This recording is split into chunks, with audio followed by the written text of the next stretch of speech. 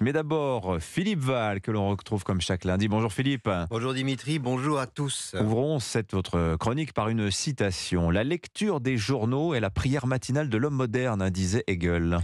Et oui, et malgré tout le respect dû à ce prestigieux et difficilement lisible philosophe, je ne partage pas tout à fait cette opinion. La lecture de la plupart des journaux se contente de satisfaire notre saine curiosité. Seule la lecture du quotidien Le Monde est comparable à la prière matinale de l'homme moderne. Le Monde ne propose pas tant à son lecteur de s'informer que d'élever son esprit au-dessus du niveau du bon sens vulgaire. Lire Le Monde, c'est respirer l'air vivifiant des hauteurs de vue afin de pouvoir se forger une opinion à la fois élégante et hors d'atteinte des éclaboussures de la réalité. Philippe, je vous sens un brin ironique ce matin. Pas du tout, mais il est vrai que l'air pur des grandes hauteurs procure une sorte d'ivresse mystique.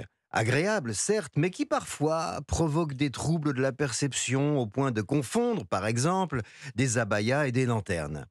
Dans un article super planant du Monde, dernièrement, un journaliste se demandait si l'abaya était vraiment un vêtement religieux, comme si ce vêtement wahhabite était porté indifféremment par des musulmans, des athées, des juifs, des chrétiens. Bon, il n'est porté en l'occurrence que par des filles musulmanes. Oui, évidemment, oui. Mais avec une très grande hauteur de vue et un soupçon de myopie volontaire, les choses ne sont pas si nettes. L'autre question que pose le journaliste est plus subtile.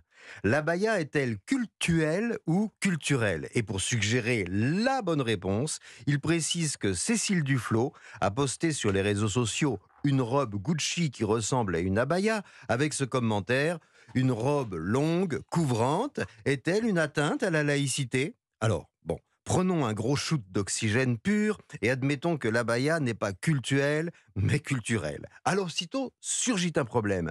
Si l'on doit autoriser tous les vêtements culturels, sauf à considérer que seuls les vêtements de culture musulmane sont acceptés, on devra admettre les enfants qui arriveront déguisés en samouraï, en Spider-Man, en Robin des Bois, en légionnaire romain ou en Iroquois.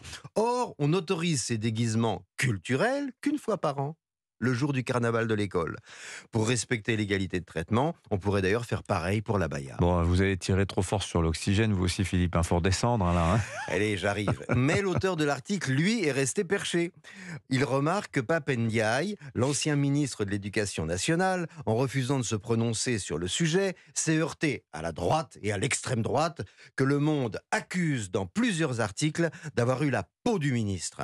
Là encore, l'ivresse de l'altitude a frappé. Du haut de l'Himalaya intellectuel du monde, il est facile de séparer le bon grain de l'ivraie. Ceux qui sont pour Pap Ndiaye, pour le port de l'abaya ou pour le rappeur Médine sont les gentils verts et les gentils insoumis. Et tous ceux qui sont contre sont des méchants de droite et d'extrême droite. Des questions? Non, c'est assez limpide. Avouez que c'est reposant quand tout est bien rangé, Philippe. C'est vrai. Mais quand on redescend sur Terre, les choses sont différentes.